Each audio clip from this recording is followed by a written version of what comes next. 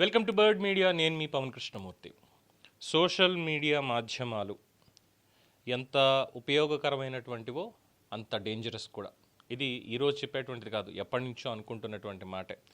ఇక media channels నేను ఎంత తక్కువ మాట్లాడితే అంత మంచిదేమో అనేటువంటి ఒక అభిప్రాయం కూడా కలుగుతోంది. ఎందుకు ఈ మాట అనాల్సి వస్తుంది అంటే, యూట్యూబ్ ఛానల్స్కి సెన్సార్ అనేది తక్కువ ఉంటుంది, కానీ ఇంకా మాట్లాడితే కాపీరైట్స్ ఇష్యూ కావచ్చు, అనేక విషయాలకు సంబంధించి పబ్లిష్ చేయాలంటే కాస్త భయంగా ఉంటుంది. బట్ శాటిలైట్ ఛానల్స్కి అలా ఉండదు. అందులో కూడా వాళ్ళు కొన్ని చూపిస్తారు, ధైర్యంగానే చూపిస్తారు, ఇంకా కొన్ని ప్రాపగాండా జరుగుతాయి. అంటే బేసిక్గా న్యూస్కి న్యూసెన్స్కి తేడా అనేది క్లియర్గా ఉండాలి.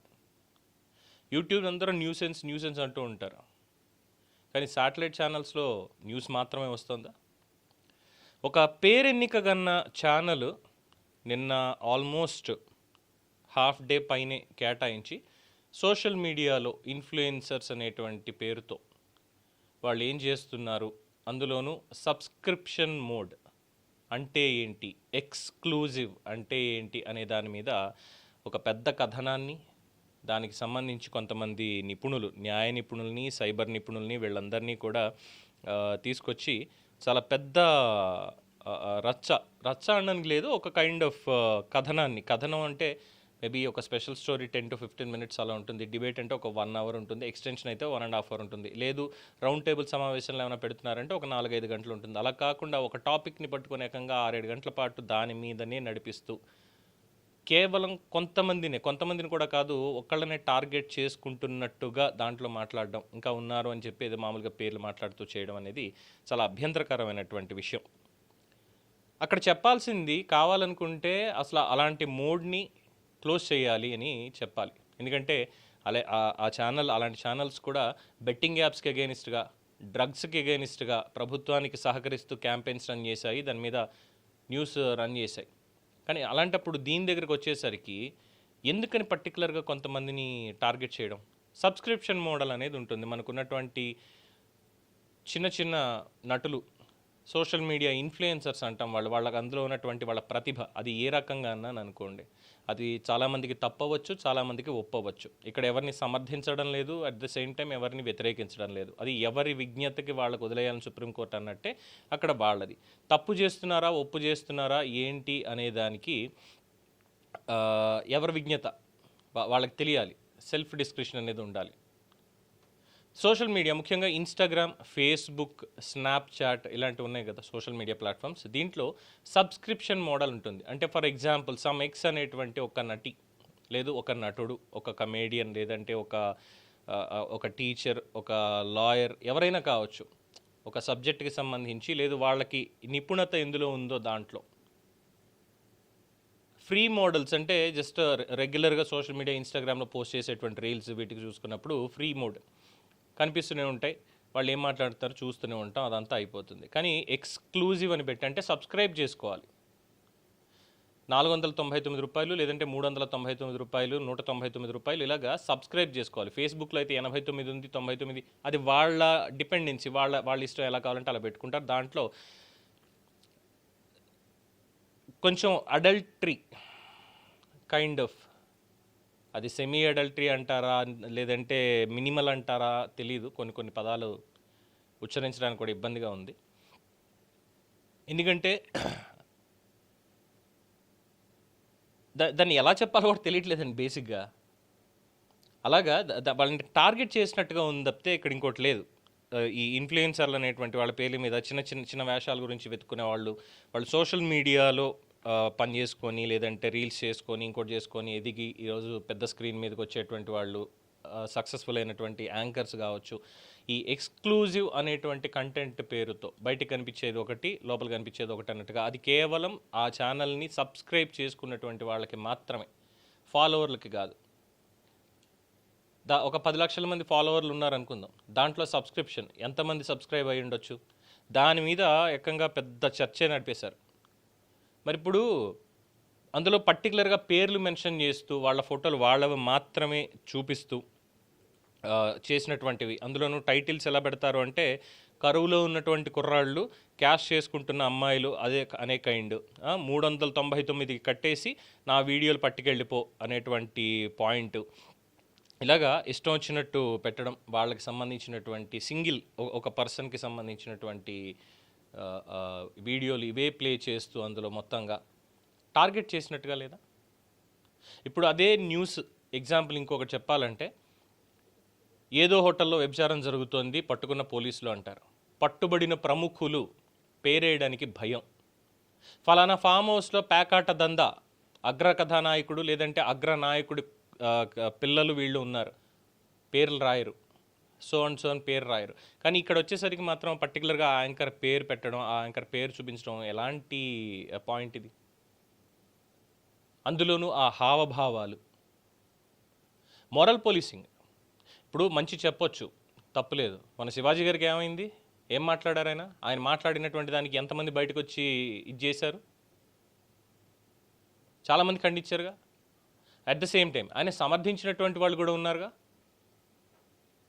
ఇలా డిఫరెన్స్ ఆఫ్ ఒపీనియన్ అనేటువంటిది అక్కడ వస్తుంది.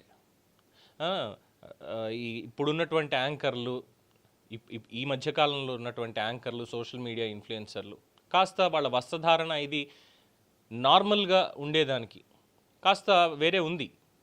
దాంట్లో ఏకంగా నెలకు 40 లక్షలు సంపాదించేస్తున్నారు, 30 లక్షలు సంపాదించేస్తున్నారు. వెంటనే సంపాదించేయాలి, ఎక్కువగా లగ్జరీ బతకాలి అనేటువంటి ఒక యావతో ఇదంతా చేస్తున్నారంటే సరే, వాళ్ళకి అది ఉంది. మరి చూసేవాళ్ళకి మరి వాళ్ళని ఎందుకు అనరు? మీకు ఎందుకు రా, అవసరమా అని చెప్పి ఎందుకు క్వశ్చన్ చేయరు? ఎందుకు క్వశ్చన్ చేయరు అది? సో అది న్యూసెన్స్ కాదా? ప్రభుత్వానికి చెప్పాలి, సార్ ఇలా అవుతోంది, ఇగో ఇలా ఇలా రెచ్చగొట్టేటువంటి ప్రయత్నం చేస్తున్నారు, దీన్ని పద్ధతిగా మనం కట్టడి చేయాల్సిందే, లేదు అంటే భవిష్యత్తులో ఇబ్బంది పడాల్సి వస్తుంది అని చెప్పాలి. చెప్తే ఇప్పుడున్నటువంటి ఈ జెన్జీలో వింటారు ఎవరన్నా? సబ్స్క్రిప్షన్లో పోనీ అందులో ఏముంది అనేటువంటిది ఏమైనా సబ్స్క్రైబ్ చేసుకొని ఆ వీడియోలు తీసి చూసారా? వాటిని ఏమైనా డౌన్లోడ్ చేసుకొని ఇగో ఇలా చేస్తున్నారు, ఇది తప్పు అని చెప్పడానికి ఏమైనా ఉందా? సినిమాల్లో ఐటెమ్ సాంగ్స్ వస్తాయి, అది ఏ లాంగ్వేజ్ అన్నా తీసుకోండి, దానికంటే ఏమైనా జుగుప్సాకరంగా ఉంటున్నాయా? అండ్ అఫ్ కోర్స్ ఎస్, కొంతమంది ఉన్నారు ఈజీ మనీకి అలవాటు పడినటువంటి వాళ్ళు, కొంతమంది చేస్తున్నారు. వాళ్ళు రెచ్చగొట్టేటువంటి ధోరణి, చెప్పేటువంటి ధోరణి, ఇవన్నీ కూడా చాలా జుగుప్సాకరంగా ఉంటున్నాయి. దానికి ఏం చెప్పాలి? ప్రభుత్వానికి చెప్పాలి, సార్ సోషల్ మీడియా ప్లాట్ఫామ్స్లో ఇదిగో ఇలా జరుగుతోంది, యువతను పెడదారి పట్టించేటువంటి జరుగుతోంది, సొసైటీలో క్రైమ్ రేట్కి ఇవి కూడా ఒక కారణం అవుతున్నాయి, కుటుంబంలో కలహాలకి కూడా ఇవి ఒక కారణం అవుతున్నాయి, అందువల్ల వీటిని కట్టడి చేయాల్సింది, దానికి తగ్గట్టుగా ఒక చట్టం చేయండి, దానికి ఏమైనా సవరణలు కావాలంటే సవరణలు చేయండి అన్నటువంటి చర్చ పెట్టాలి. అప్పుడు కూడా ఏంటి, ఒకళ్ళిద్దరిని ఎంతమంది ఉన్నారో అంతమందిని చూపించండి, ఇగో ఇలా వీళ్ళందరూ ఇలా చేస్తున్నారు, మరి వాళ్ళ ఇంట్లో తల్లిదండ్రులు పట్టించుకోవట్లేదా, వాళ్ళకి తెలీదా, అది రేస్ చేయాలి క్వశ్చన్. అంతేగాని మా ఇష్టం వచ్చింది మేము వేసేసి మేము చూపించేస్తాము, చూపించేసిన తర్వాత ఇంకా మిగతా వాళ్ళందరినీ అదే ఘాటున కట్టేస్తామంటే. ఫోన్ ఓపెన్ చేస్తే చాలు, ఫేస్బుక్లోకి వెళ్తే చాలు, ఎటువంటి కంటెంట్ అక్కడ వస్తుంది.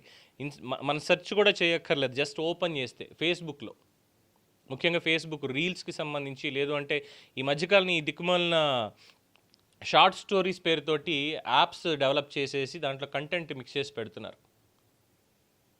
ఆ కంటెంట్ ఎంత ఘోరంగా ఉంటుందంటే, చిన్న పిల్లల్ని, సీరియల్లో చిన్నపిల్లల్ని ఏ విధంగా చూపిస్తున్నారు విలన్ల కింద. మరి అక్కడ నరేషన్ వచ్చినప్పుడు వాటి గురించి ఎందుకు మాట్లాడరు?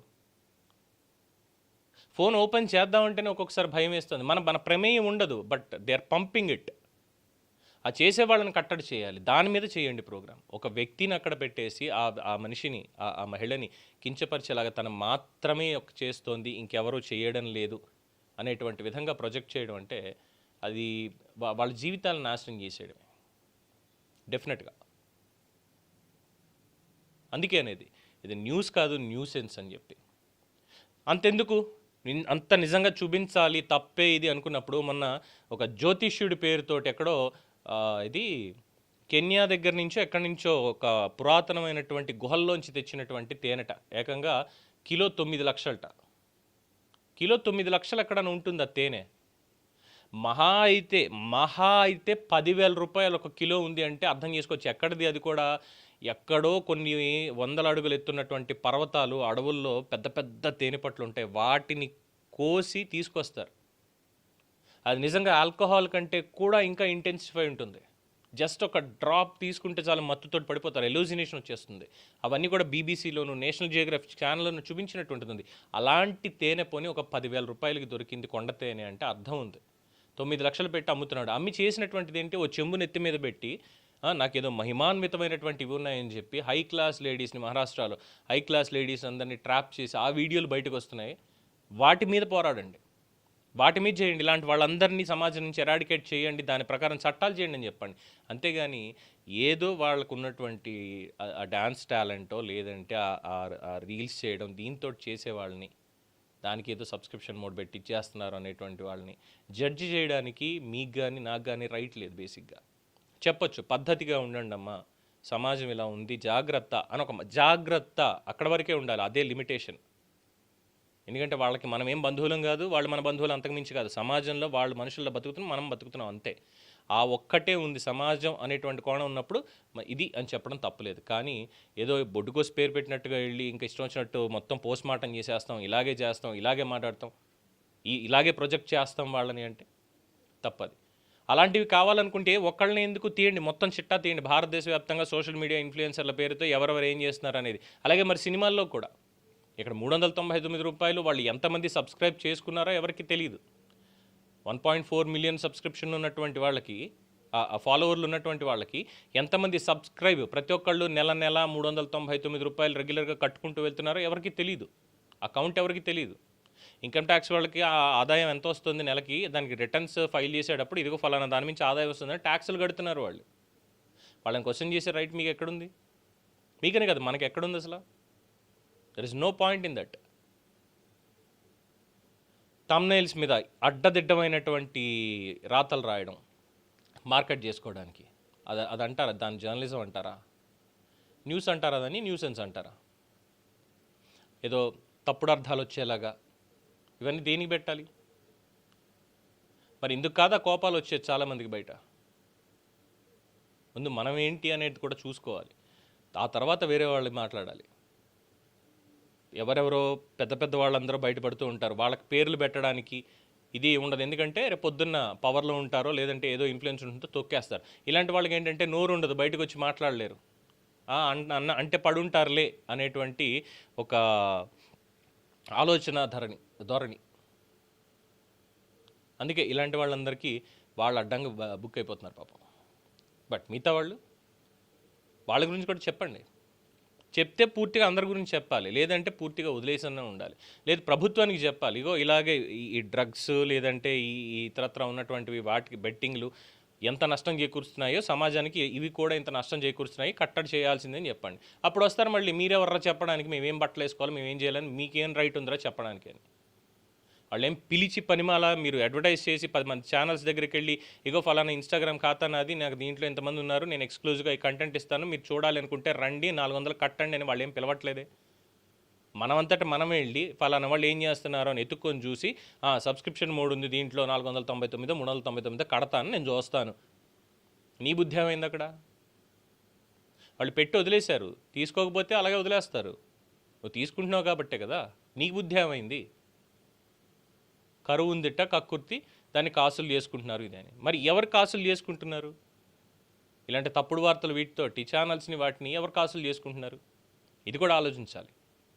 సో సమాజంలో మోరల్ పోలీసింగ్ అనేది తప్పు లేదు ఒక రకంగా, కానీ అది మాత్రమే అనుకుంటే ఇక మిగతా వ్యవస్థలను అపహాస్యం చేసినట్టే. అలాగే వ్యక్తిగత స్వేచ్ఛ అనేటువంటి దాన్ని, రాజ్యాంగ స్వేచ్ఛని అపహాస్యం చేసినట్టే. సో మీడియా కాస్త కట్టడి పాటించాలి కొన్ని విషయాల్లో. పూర్తిగా ఎక్స్పోజ్ చేయాలి ఆ వార్తని అంటే పూర్తిగా అందరి బండారం బయట పెట్టేసేయండి. అంతేగాని ఒక్కళ్ళని మాత్రమే టార్గెట్ చేసి చెప్పడం అంటే అది వ్యక్తిత్వ హననం కిందే వస్తుంది, ఇంకో దాని కింద రాదు. ఈ సబ్స్క్రిప్షన్ మోడ్ గురించి ఇంతకు మించిన ఎడ్యుకేట్ నేను చేయక్కర్లేదు. అందులో ఏం జరుగుతోంది అనేది అందరికీ తెలిసిందే. ఎందుకంటే పిల్లలు కూడా అప్పుడప్పుడు వీడియోలు చూస్తూ ఉంటారు కాబట్టి ఇంకా ఎక్కువ చెప్పాను అనుకోండి, వాళ్ళకి ఇంకా ఏదో కుతూహలం వచ్చి ఇందులో ఏదో ఉందిట నిజంగానే చూస్తారు అనేటువంటి ఆలోచన నేను ఇచ్చినట్టు అవుతుంది వాళ్ళకి. అటువంటి తప్పు నేను చేయను. సో మీడియా అంతా కూడా కాస్త కట్టడి పాటించాలి ఈ పర్టికులర్ విషయంలో, లేదంటే సమాజం మన్నే వేలెత్తి చూపుతుంది. దీని మీద మీ అభిప్రాయం తెలియచేయండి. చూస్తూనే ఉండండి ది బర్డ్ మీడియా.